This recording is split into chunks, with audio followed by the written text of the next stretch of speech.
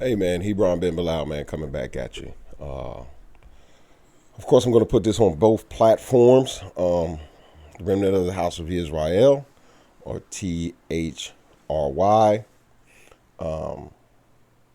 and also the Backyard Chronicles. I had promised you all something a little different today, by way of teaching in regard to the tithing system, the biblical tithing system, and we'll get back to that, give you my word on that. But I did want to give you something today.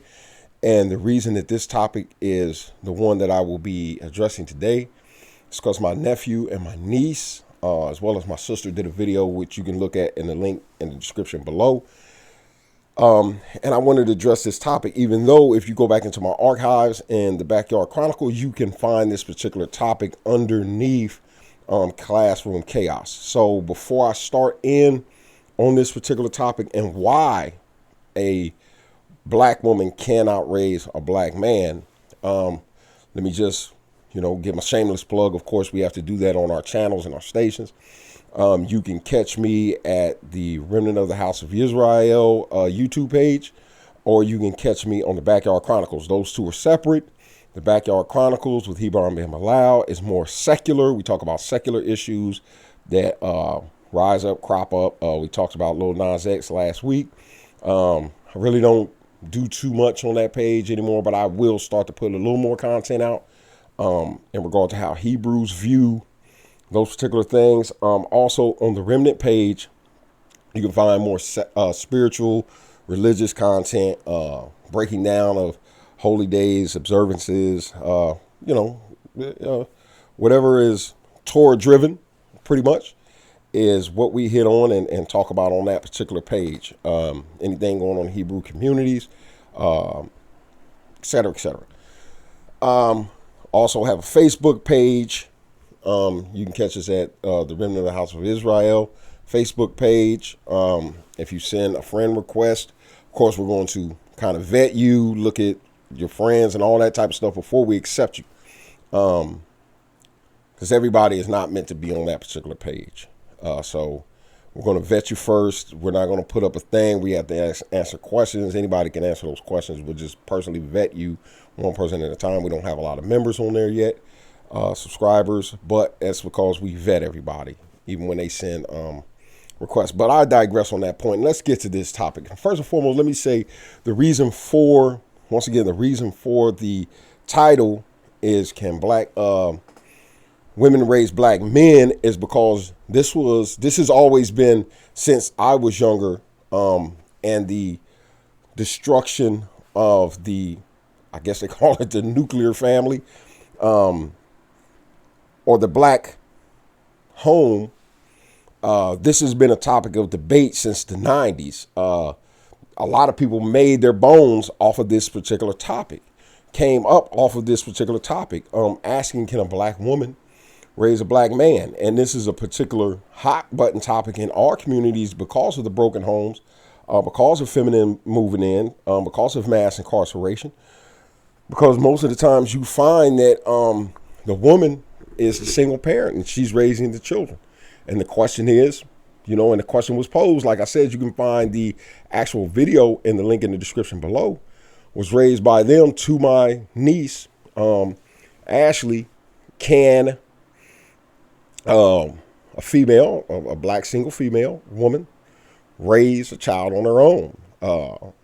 I don't believe that it was ever appropriately addressed, and this is the reason that I'm making this video. So let's jump right in and get my take on this from experience. This is not just my opinion, sitting without children and grandchildren, and ultimately being able to sit back as an elder and look at a whole new generation that was raised, majority of them raised by women, and seeing the vast differences.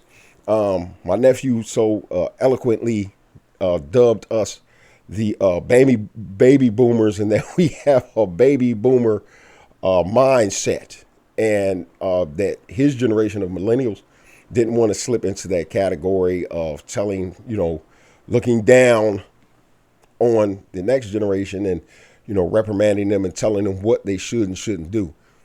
foolish. You should have that mindset, but I digress on that point. And let's jump right in on this particular situation of black women raising male children. Now, let me first say that you can raise them to adulthood. You can raise them to adulthood. It takes nothing. Feed, clothe, provide shelter, shipping back and forth to school, soccer practice, football practice, baseball practice, whatever it might be. Being there for him in that capacity to raising him to adulthood. But you miss a lot of the intricacies that go into creating a man. You just raised a male to adulthood. And that's why there's so many facets to manhood that are being missed in regard to these millennial males today. Now, I want to start off by giving an example. And please, before you jump the shark and go crazy, oh, he's comparing us to the animals and nature, et cetera, et cetera. Let's talk about taking wild animals. Let's use lions, for instance. If you take a wild lion, right, you get a lion. You take him out of his natural habitat. You raise him and try to domesticate him. At a certain point, you have to send him probably to a reserve, whatever the case may be, because you can only domesticate him or break him to a certain point. You can never release him back in the wild, and we all understand why. Because he has lost the ability to survive on his own in the wild, because he was never taught by other lions how to survive in the wild, because other lions teach other lions how to survive in the wild. You can't teach a lion how to survive in the wild, even though you believe that once you domesticate these lions and, oh, they're so cuddly and so on and so forth. And I'm going to get back to the whole lion thing in just a second. But once you release him in the wild, he's as good as dead. He really doesn't know how to provide for himself. He's been provided for. He's been taken care of. He doesn't have the ability to survive. Now, there are exceptions to the rule, and let's get that understood. But for the most part, they are not freed into the wild because it's an impossibility on most times to assimilate. And there's a few instances that I've seen, but for the most part, they can't assimilate back into their natural habitat. Go out there, join a pride, learn the ins and outs, how this thing works, how to deal with the alphas in the pack, the head of the pack, all those particular type of things go into that. Now, with black women, the one key component that you miss in regard to the raising of the young black male into adulthood is conflict resolution. And this was something I was talking to my nephew on the phone with yesterday. And I was explaining to him that in his generation, there's so much violence because you all are not equipped with what is known as conflict resolution. What is conflict resolution? I'm going to break it down real simple for you. I've asked my sister this on many different occasions, and she always gives me the same answer. I asked her, hey, listen, when is it necessary to open hand slap a man and another man in the face? When is it necessary to punch a man in the mouth? When is it necessary to put a man all the way in the grave? Now, a lot of you are saying, oh, I already got you. Oh, that's toxic masculinity and so on and so forth. Okay, whatever you choose to call it. And we'll get into the whole toxic masculinity aspect of it in just a second. Put a pin in that and we're going to address that. But she always says she doesn't know. And I said, well, how can you ever believe that you can tell a man how to be a man? Once again, go back to the lions. If a woman raises a male, he lacks that one key component, that conflict resolution that is instilled in him by other men. This is one of the key components that's missing in this generation of millennials because they don't understand conflict resolutions. They understand 0 to 100. Why? Because women raised them. They are more emotional and keen to be offended by things that should not trigger or offend them. Whereas women have sat and they've identified and watched, and women have taught them to 0 to 100 is cool. Now, let me give you an example of 0 to 100 that women have instilled in these young men that it doesn't feminize them. And my nephew talks about that, the whole femininity thing, and people believe that, that we're soft and we're this and we're that. We've had those in our generation. I explained that to my nephew, and I'll get back to that. So the issue is women like to rescue. Women like to rescue males, and instead of teaching them conflict resolution, meaning, have you ever seen a black woman when her son gets in trouble at school? 9 times out of 10, what she does is she races up to the school and she screams about, "Don't ever put your hand on my kid. He's a good kid. It's always she takes his side. There's never an instance where she takes that moment, and this is not par for the course, but I'm going to show you where a lot of you women still fail. You come to his aid in every instance instead of teaching him conflict resolution. Instead of coming in, this is one important lesson, coming in saying, hey, listen, what did he do? First, the most important part of conflict resolution is to teach the young man in regard to understanding that his behavior is going to be paramount in this situation. What did you do first? Not what did anybody else do. What did you do? That's going to be the number one question. What did you do? So it's not going to be a whole back and forth about, what the teacher did. No, the teacher did something regarding your behavior. He was forced to act in this particular way because of something you did. So a lot of times women run, 90% of the time, women run in defense of the child. She's defending the child instead of teaching him this particular principle of conflict resolution. Go in, find out the facts first. Don't come in straight from 0 to 100. Don't you put your hands on my kid no more, with the bonnet flying and in your house coat and all that craziness. Conflict resolution starts there. This is one of the principles that's taught at a young age to a male. Conflict resolution. Where else do you fail in regard to conflict resolution? This whole bullying phenomenon. I can almost guarantee, I don't know who started it, this whole phenomenon talking about bullying. Bullying was a whole different thing back when we were younger. This is another important aspect of teaching the young male. And understand, I used black because we're talking about blacks. These were black women asking the question, so I'm addressing the issue from the perspective of black. I don't know, I never raised white kids, so all I can do is address black children in this particular instance. Once again, when it comes to the bullying dynamic, this is where the child learns about altercations. When he should open hand slap a joker. When he got to rumble with a joker, because there's 3 different types of men. There's 3 different types of males. Those ones that you can just simply talk to, get clarity and understanding. The ones that you got to literally put your hand in his mouth because he's not going to understand anything else. And then there's the ones who you literally got to put them in the ground because they're not going to understand it any other way. There's 3 types of men. And of course, you're going to go back to the whole toxic masculinity. And I'm going to keep putting a pin in that. And I'm going to address that in just a second because this exists.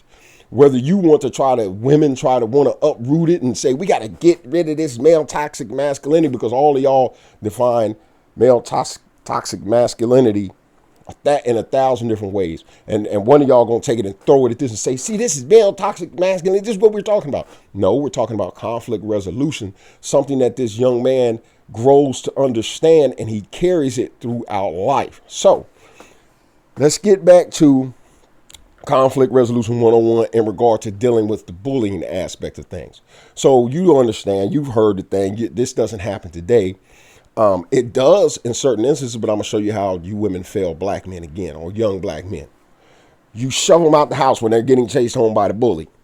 You shove them out the house and you make them go fight this guy. You close the door, you stay on the inside. And you make him go fight the 2 or 3 bullies, or you make him go fight that one guy that's been chasing him home every day. But there's more that goes with that. You just can't force him out there. He goes, he wins. There's more that goes with that. Because what happens is, as males, as men, at that particular point, we take those 2 young men, we make them shake hands and come to understand the reality and the flaw in regard to what man, look, what y'all fighting about? Okay, man, why is you chasing him home from school? And you reason with them. You just don't make him go outside and fight the boy and say, and don't you touch my kid, don't want that. Once again, you're reassuring him that any of his conducts or behavior, you got his back. At the same time, you have to go out with that boy, that male, but you don't understand that. You're short-sighted in regard to man rearing or male rearing. You have to go out and you have to explain to these two, because there's a process that goes with this. You just don't push him out to fight. You have to explain to him in regard to this conflict, what just occurred. Because anytime you want clarity, there's going to be some type of conflict before the clarity.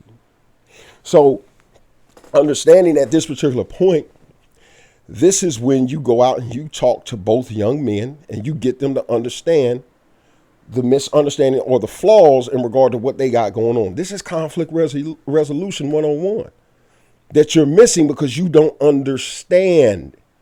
You don't understand. You're trying to redesign how to rear young, and you're missing a lot of key elements. You're missing all these key elements that help him to survive in the future. Let's jump to another part. And this is also goes into conflict resolution. I told my nephew the other day, yesterday, I said, let me explain something to you. This new generation of kid, they don't use yes sir, no sir. They don't use those key notes of respect that shows and identifies whom raised him. Because in this era, and especially in the last era, with the millennials, the women raised them, and you can always tell the difference. I'll show you how. When I was incarcerated, a lot of you know that I was incarcerated. What would occur is I would always be able to identify the individuals who came in that millennial group who were raised by a man. I'm going to show you one easy way to identify it. Yes, sir. No, sir. Thank you. Excuse me. Being polite, mannerisms, because those take you a long way in life, especially being a young black man. See, you're going to teach them that nothing they can do. You don't have to respect. You don't have to do this. You don't have to do that. You don't directly tell them. But when you don't instill this in them, once again, going back to the lion, because when you throw that lion back in the jungle and you raised him, you missed a lot of key components that the other lions needed to show him. You can't take him and throw him back out there now because he's going to be obliterated, or he's going to starve to death. He's going to be on his own. He ultimately, his end is going to be death, because he does not understand. He can't comprehend and understand that this one small, I told my nephew this, I said, this one small form of respect, what the millennials don't understand is it can save your life in certain situations because of your black skin. It can save your life. Not that you got your hat down and you saying, yes, sir, yes, sir. No, just being respectful. You just don't even understand the validity of a situation that you might be in. And at that particular point, if you just were humble enough to say, yes, sir, excuse me, no, I understand, I apologize, that could have saved your hide. But once again, with being indoctrinated by a woman, you believe that you're right because your whole life, this woman has been safeguarding you and nurturing you. And this is what a lot of you women miss. You don't understand. It's different from being a black man versus being a black woman. Black men are looked at as being a threat automatically. So if they go from 0 to 100 like you do most of the times, what happens is automatically he's a threat. We got to put him down. And in a lot of cases, in a lot of instances, a simple yes, sir, no, sir, thank you. Once again, you ain't got your hat in your hand, samboing. You're just showing that respect in that particular situation that's due to whoever it might be, whether it's an officer, whether it's some type of superior, whether it's your elder. You just don't understand how far that these things take you in life as a black man. So let me get you to understand something.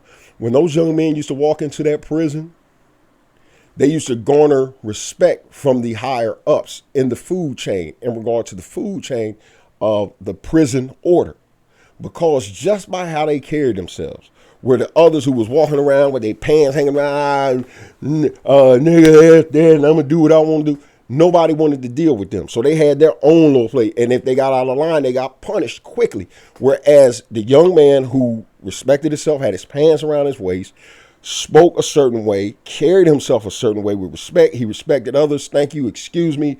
Yeah, I was next. Thank you. I apologize. All those particular type of things. It carried him a long way just in prison.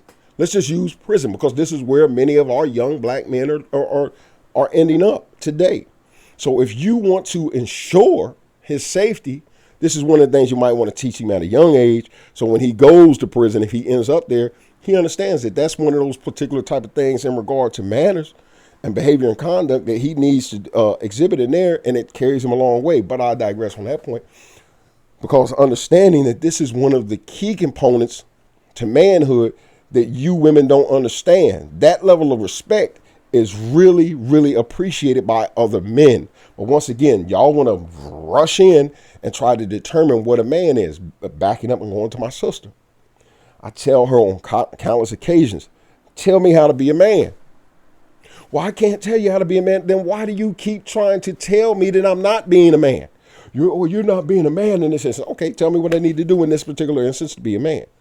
And there's never a definitive answer. Now, there are a lot of convoluted, ambiguous answers are thrown out there. Well, you got to be more compassionate. Okay.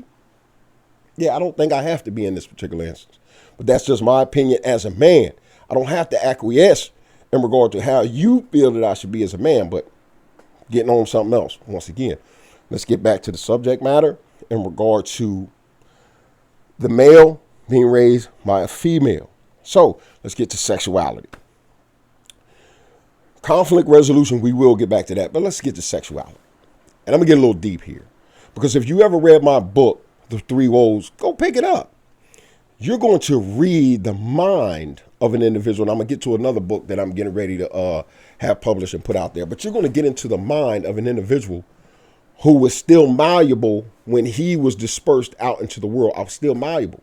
I had no foundation. Even though I had men around me, I was neglected in regard to a lot of things. My brother Tony left. He was really my guide at a particular age. He kept me up underneath him. He was teaching me different principles about hygiene, cleaning, and he was on me constantly, and he was molding me. But when he left when I was younger, I lost that because my paternal father, my father, he wasn't there. He wasn't in the picture. I hold no ill will in regard to him for that. He did what he could for me, you know what I'm saying, extended his hand, talked to me on different occasions. Even though it was limited, he did what he knew to do. My stepfather, he really didn't deal with us. Let me not say that he didn't attempt to, but at the same time, I looked at him as just like that. He was my stepdad. You know what I'm saying? I wanted to learn from these men. He wouldn't do. So I didn't have that pressurization that I needed. Constant, attention.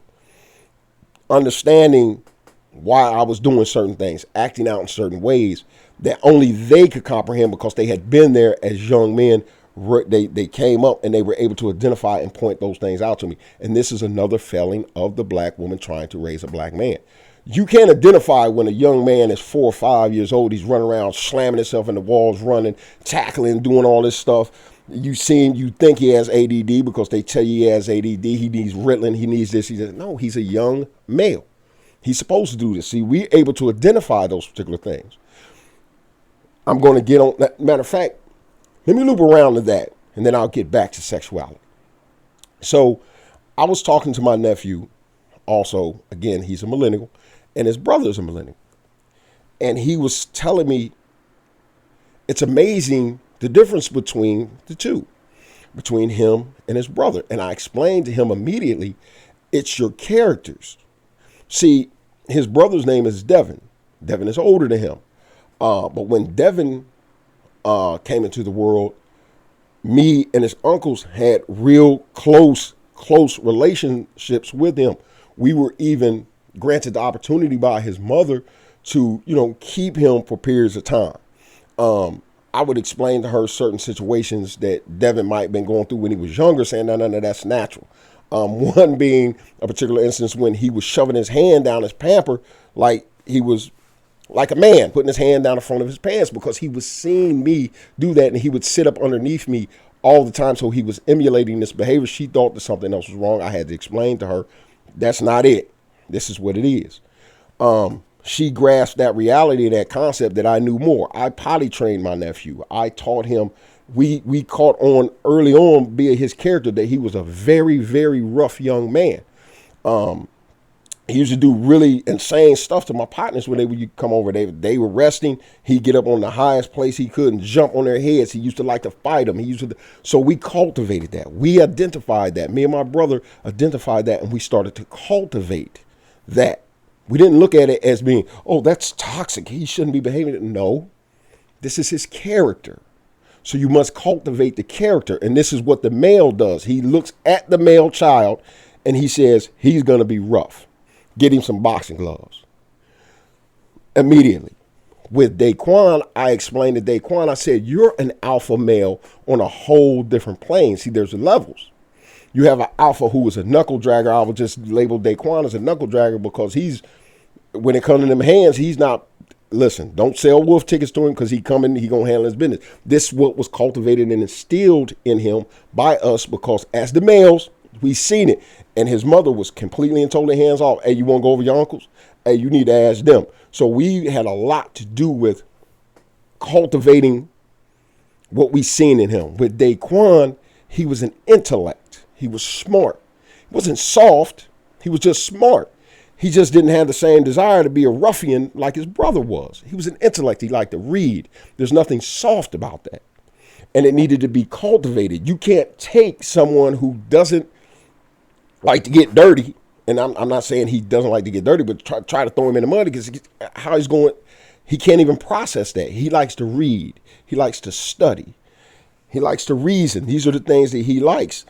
So when he finally actually really got to meet me and we talked on the phone, even though I seen him through his childhood, being in and out of prison, the first thing he did was sigh a sense of relief. And I'm not sure if he remembers this. He said, man, it actually feels so good to be able to talk to someone that I can actually communicate with on the level in which I communicate. Because he's very intelligent, highly intelligent, vocabulary out of this world. So I had to explain to him, you're an alpha on your level. The alphas that are on this level, in regard to the food chain of men, they would never challenge you in your arena. They would sit and listen to you and learn from you because you could educate them in regard to the things that you are an alpha in. There's levels and tiers. And what happens is the black man identifies these tiers or these categories that these young men are supposed to be placed in. They cultivate that. You black women miss it because you want to take them and make them all so sensitive. Oh, see, they need to be more in tune with their feelings. Not all of them want to be in tune with their feelings, but you're trying to force this square peg into this round hole. You're trying to force it in there and it doesn't go. My nephew Devin, he don't care nothing about your feelings. You better get out of him when you're dealing with him.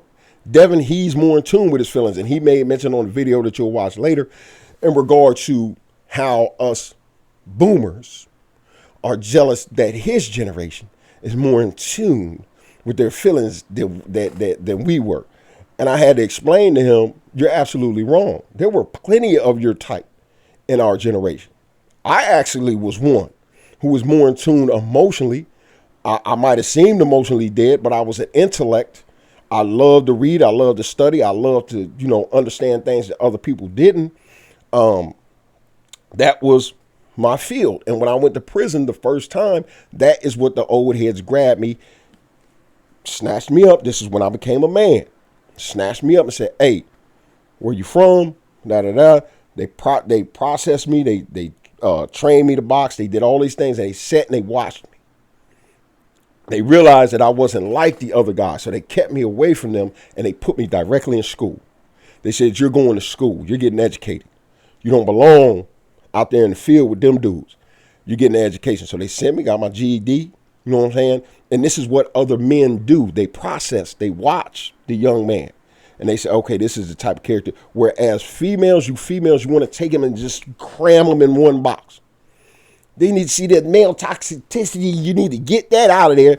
And they need to be more emotional. No. This is where you're wrong. This is where you fail them. I wrote a book. And the book will be out on my birthday, October. I'm getting ready to actually put it online where you can order early. And it talks about raising young black men and the process.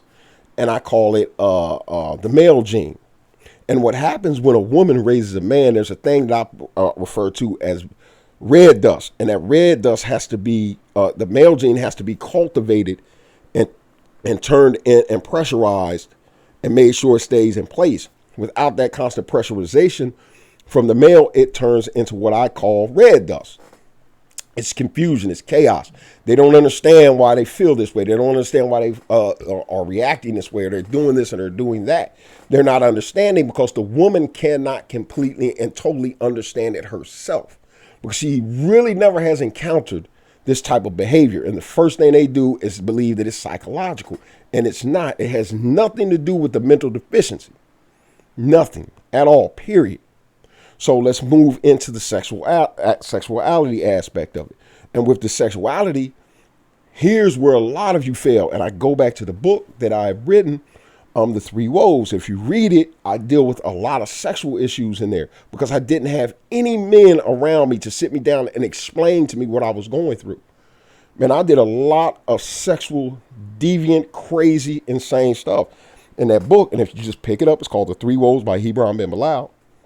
If you pick it up and you read it, it shows the extent that a young black man will go when he's not molded, when he's not shaped, when that male gene is not pressurized constantly by other men, pressurizing that male gene and getting him into a place where you can launch him out. And he's going to have his failings. He's going to fall, bump his head, skin his knee. This is part of life.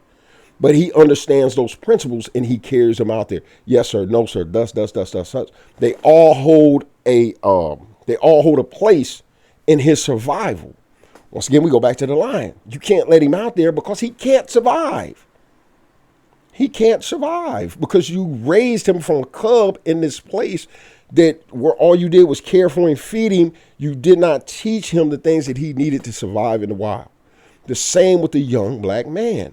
This is why when y'all snatch them up and say, no, y'all, and it's this confusion because no one is able to actually sit him down and explain to him why he's going through this thing. Why is he feeling like it's inside? Why when he sees these young ladies, he's getting an erection? Why he's going through this? You can pick up or go on YouTube and listen to somebody explain, some man explain it to you.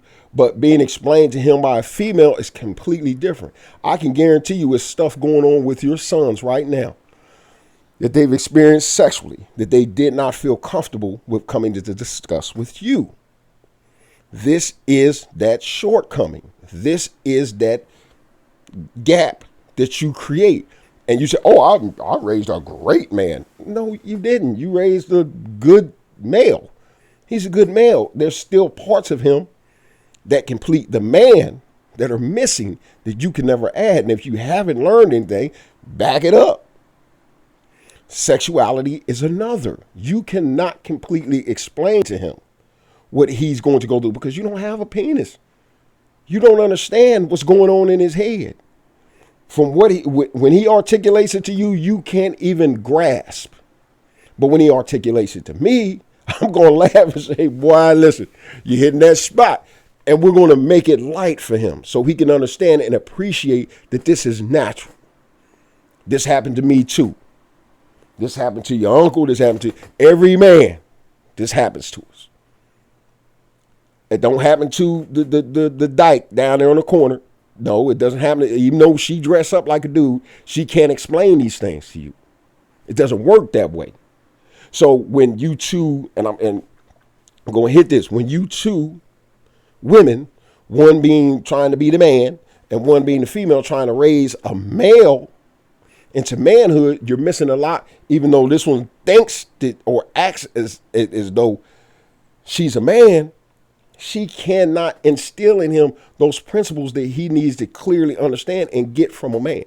So if you read my book, it's a lot of parts in there that I talk about the levels of sexual depravity that I went through and had to truck through because I didn't have a man there to sit me down and say, hey, man, check this out. Yeah, I get it. I understand why you stand in the bathroom for 2-3 hours, man. Taking a shower for 3 hours. You're only 5'1" and you're in the shower for 3 hours. I get it.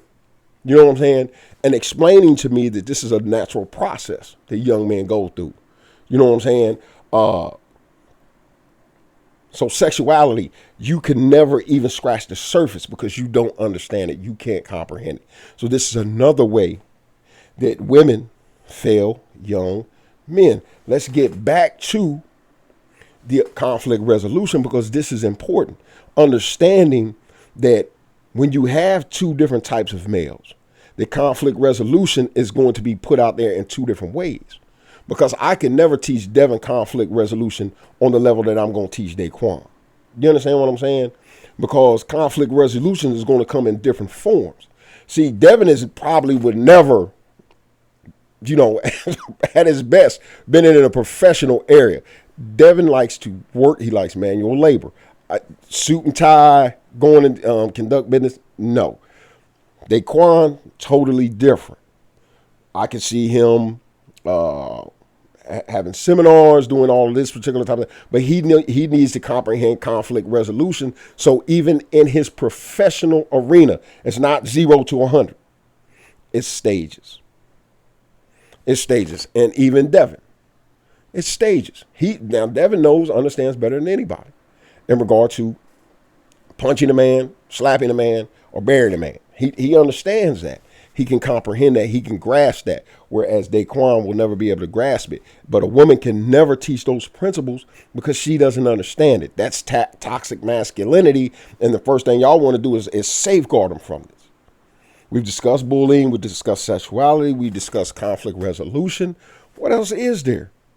Do I have to give more to you? Because the first thing you're going to do is run out and get a LeBron. I heard my sister, well, what about LeBron? He turned out to be such a great man. Listen, just because you got kids and a wife and a career doesn't make you a complete man. I'm going to tell you one thing that I told my nephew in regard to him, and I'm going to digress, and we're going to close and wrap this thing up, because if you haven't learned anything today off of this, or it hasn't, raised your ire, or as a young millennial made you sit back and kind of process things differently, understand with LeBron, just because he has kids, wealth, and a wife doesn't make him a man. This young man complains and cries so much. Where does he get that from? He complains and cries about everything. Where does he get that from?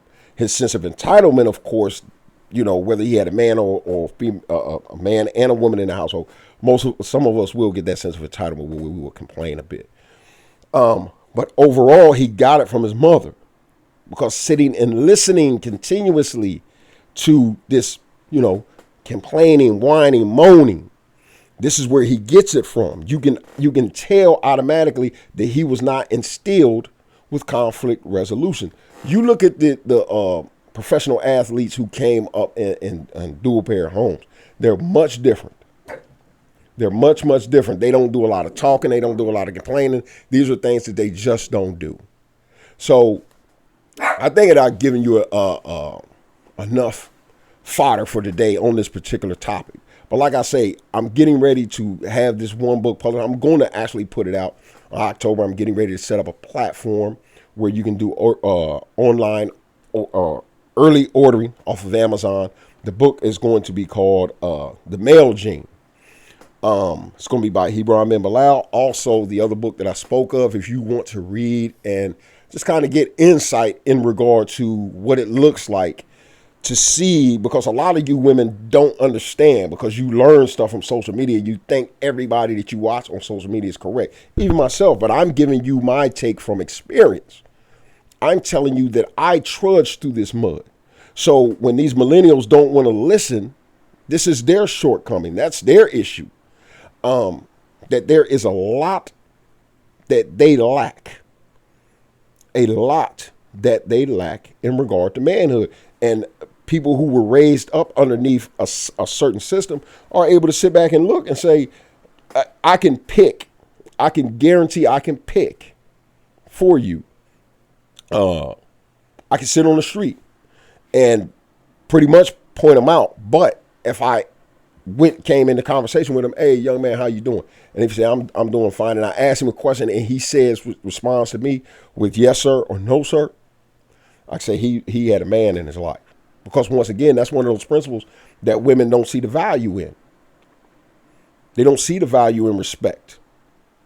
Because when you're not, when you know, when you don't understand, you're trying to figure out why so many young black men are killing each other and why they're being killed by the truckloads, is because they've lost that value. They lost respect for life. They lost the ability to go into a conflict and understanding that everything is not 0 to 100.